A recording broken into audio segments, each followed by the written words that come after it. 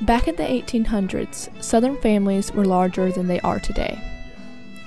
It would not have been unusual for a family to have 6 or more children, but back in those days, extra hands were needed because everything was centered around agriculture and farming. Moving to another area was less common, so relatives lived close by.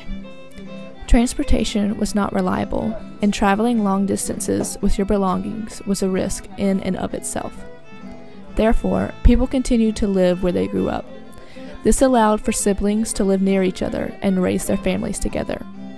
It also allowed for the families to come together and have family get-togethers, such as family reunions. Especially with the family being in the area, a reunion was quite easy to arrange. Typically, family reunions were at a family member's house, and each member brought a covered dish. Because of the large-sized families and the numerous extended family, the reunion was held outside with long wooden picnic tables stretched across the yard, supporting the ham, potatoes, green beans, barbecue, deviled eggs, macaroni and cheese, and everything you could think of. The family reunions were held once a year, usually in the spring or summer because of the warmer weather. My family has been having our family reunion for longer than I can remember. It's held the 3rd Sunday of April, a few hours after church lets out. We go to this big white farmhouse with a lot of land down in South Carolina. The farmhouse belonged to my great-great-grandfather, Andrew Chester Baltnight. He was one of 7 children, and his children had children, and his children's children had children. So now there's over 60 family members attending the reunion.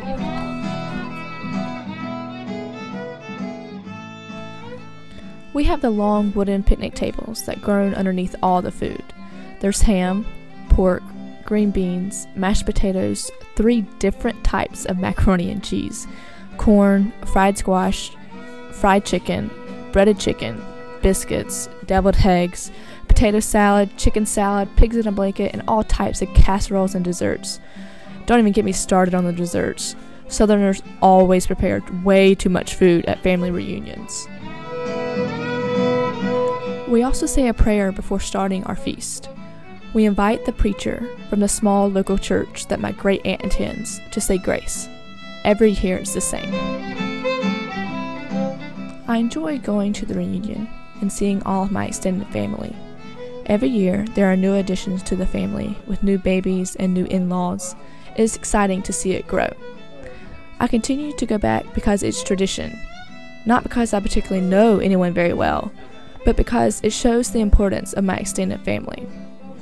Family reunions make the statement that as a family unit, we care enough about each other to keep in touch. But as the generations go by, parts of these values slip away. Sometimes I feel a bit like Carolyn from Drawing Names.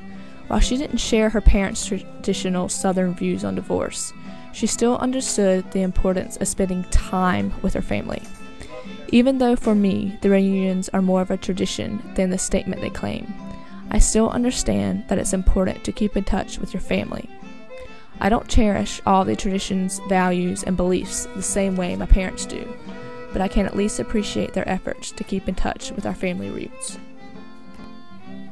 Family reunions show how family-oriented the South is, and is a way to continue and cherish the ways of our ancestors. It's like a tree keeping a good connection with its roots. It's necessary, so you don't want to cut them off completely. I have learned the importance of family from my parents and from attending our family reunion year after year. I've noticed that you don't have to see someone every day or even on a regular basis to care for them. That's how a family works. You love each other and look out for one another because you're family. It's just what a family does. In Dying for Dixie, when Freddie Morrow was put on trial for killing Michael Westerman, his family gathered around him to support him and stand by his side during his trial. They were there when he needed them most. Since the South is so family-oriented, it is very typical for a family to act in such a way. So even though the younger generations of the South are slowly beginning to let go of some of the values and traditions of our relatives, we still know what's important.